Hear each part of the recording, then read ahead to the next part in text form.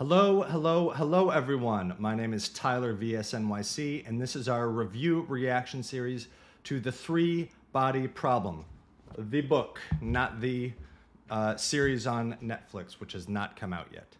But we are at the third part, Sunset for Humanity. So, without further ado, let's get right into it.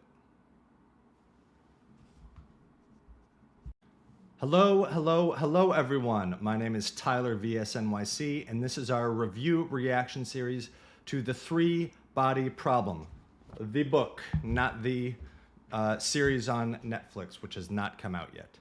But we are at the third part, Sunset for Humanity. So, without further ado, let's get right into it. Okay, Chapter 21.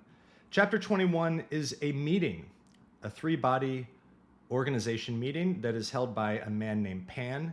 And in this chapter, you begin to see some of the different, you could call it a sect, you could call it a denomination, of the people who are pro-Trisolaris, the people on Earth who are eager for Trisolaris' arrival, have formed into, at this point, two different views of thought. And this is one of the reasons why I really like this book, is how creative and thorough Cixin Liu was with this world building.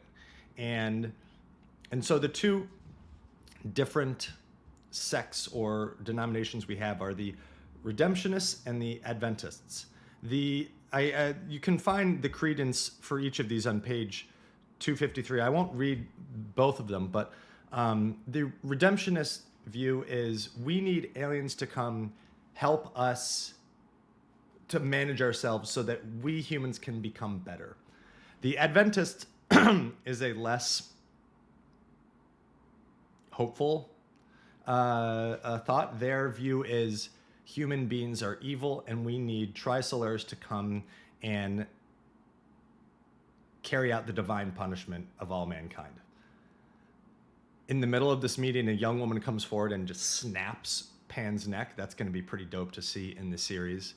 But the chapter ends with Wenjie continuing her story of her time at Red Coast, now in view of the entire three-body organization.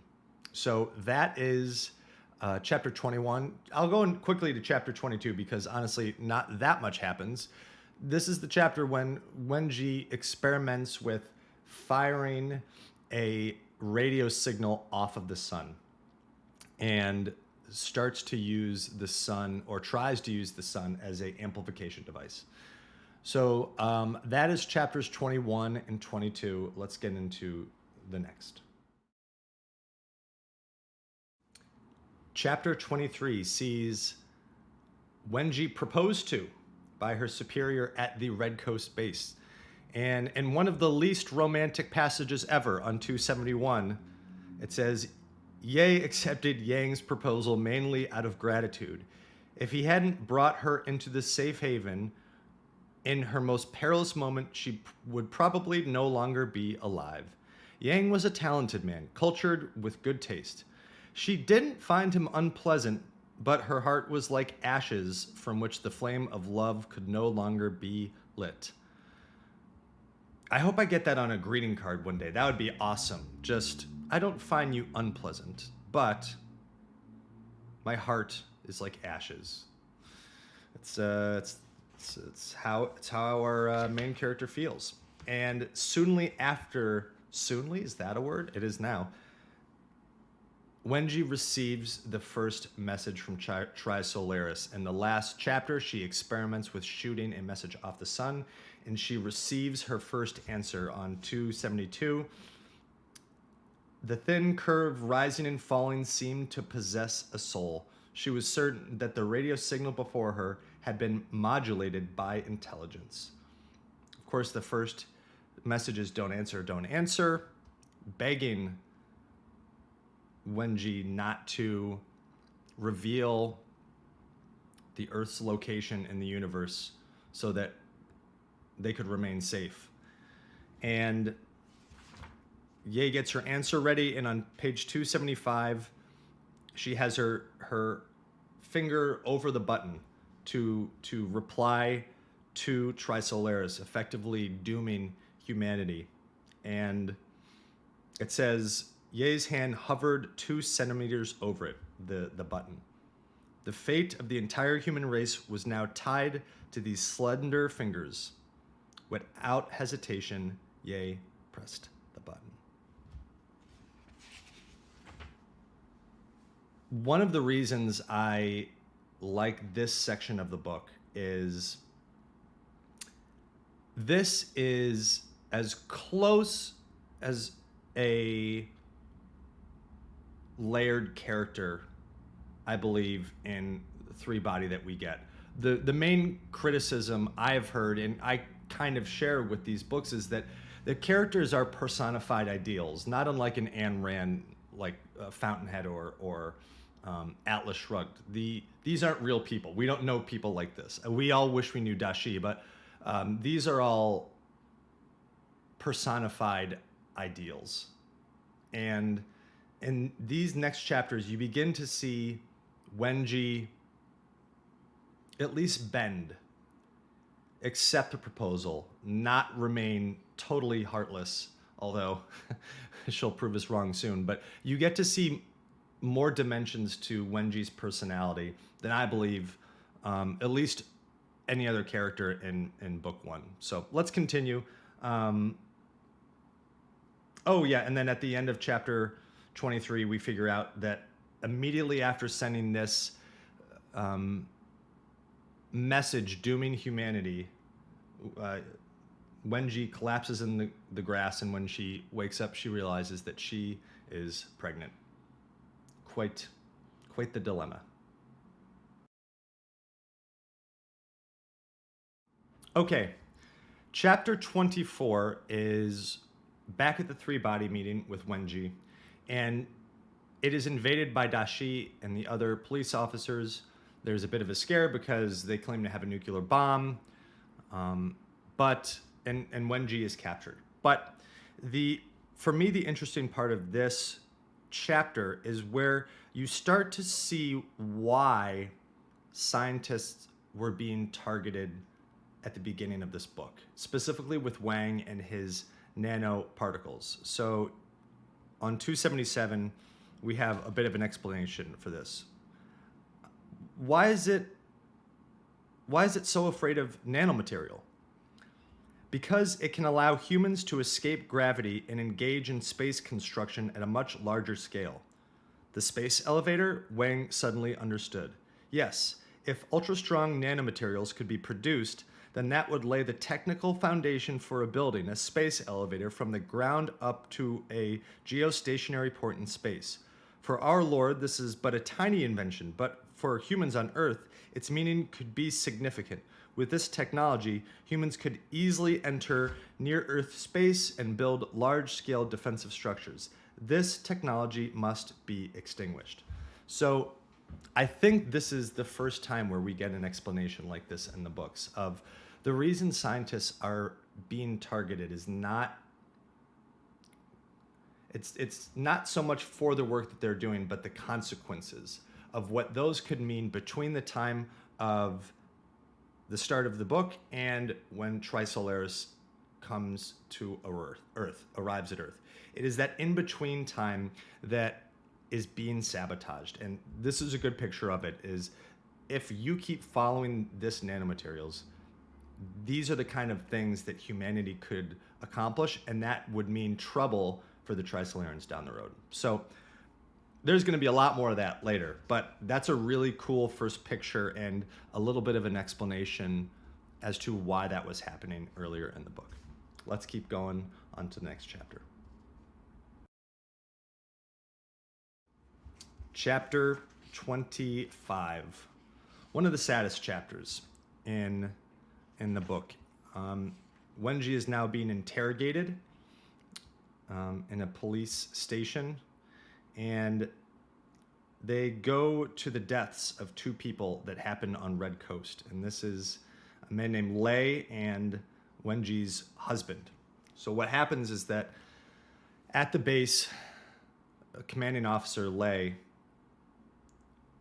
sees Wenjie's communication with Trisolaris, and he doesn't turn her in right away because he said he wants to protect Wei and her husband because they also work there.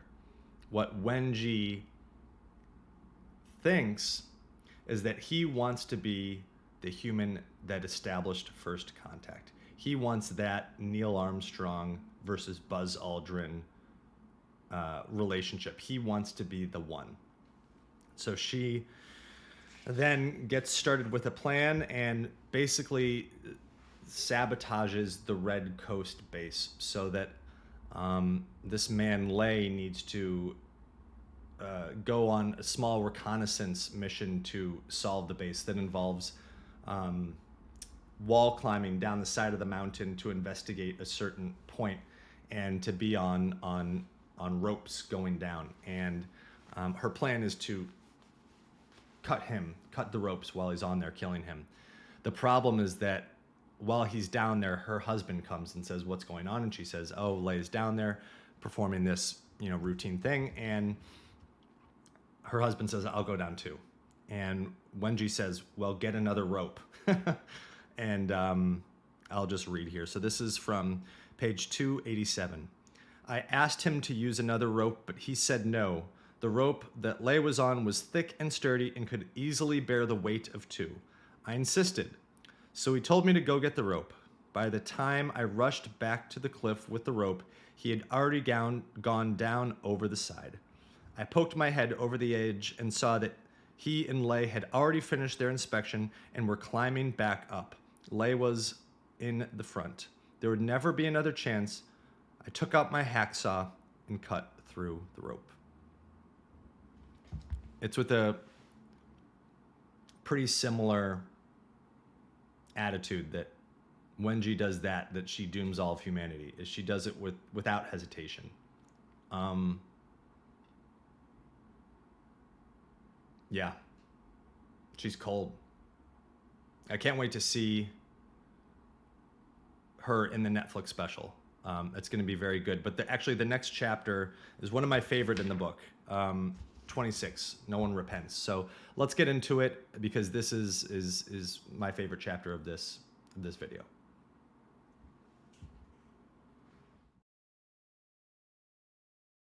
Okay, chapter 26. No One Repents.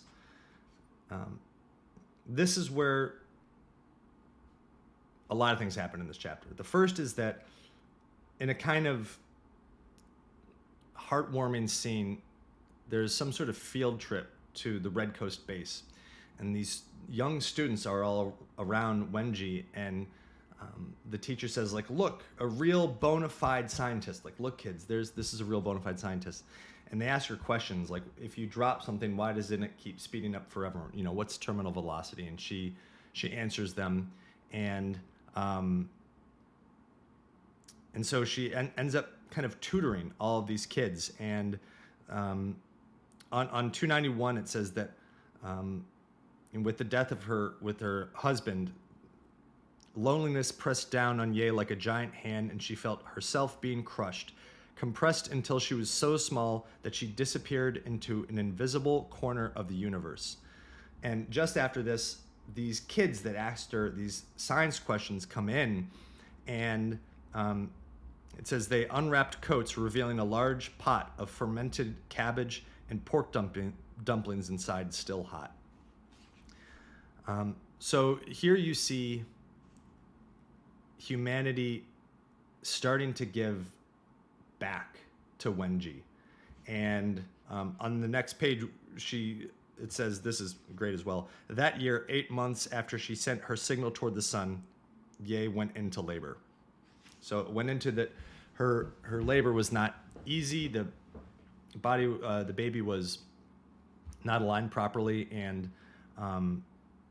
she lost 2,000 milliliters of blood, and all the people in the village that she helped tutor were some of the people that gave blood that ended up saving her life. It says without them she would have certainly died. So all the people that she helped help her save her life. And over the next couple pages, Wenjie is just living in a Mongolian hut, like sleeping on a heated stone that kind of makes her sick at first, but then she ends up liking it. Another woman in the village feeds her baby, nurses her baby, Yang Dong, and she has some peace in her life with this very unscientific, peaceful time of being a mother and being part of a community. And this kind of temporary, paradise is too strong of a word, but this temporary peace is shattered on 295 when one of the people in this hut asks her sister, "Why do you think the stars in the sky don't fall down?" And then Ye says, "You're afraid of the stars falling down?" Then Fang laughed and shook her head. What's there to be afraid of? They're so tiny." Ye did not give her the answer of an astrophysicist. She said only, "They're very, very far away. They can't fall." Fang was satisfied with this answer and went back to her needlepoint, but Ye could no longer be at peace. It is this question that kind of snaps her out of her peace and gets her to realize the mission she had earlier in this book. But on 296, it does say, "In this tiny mountain hamlet deep in greater Kingen Mountains, something finally thawed in Ye Wenjie's heart. In the frozen tundra of her soul, a tiny, clear lake of meltwater appeared."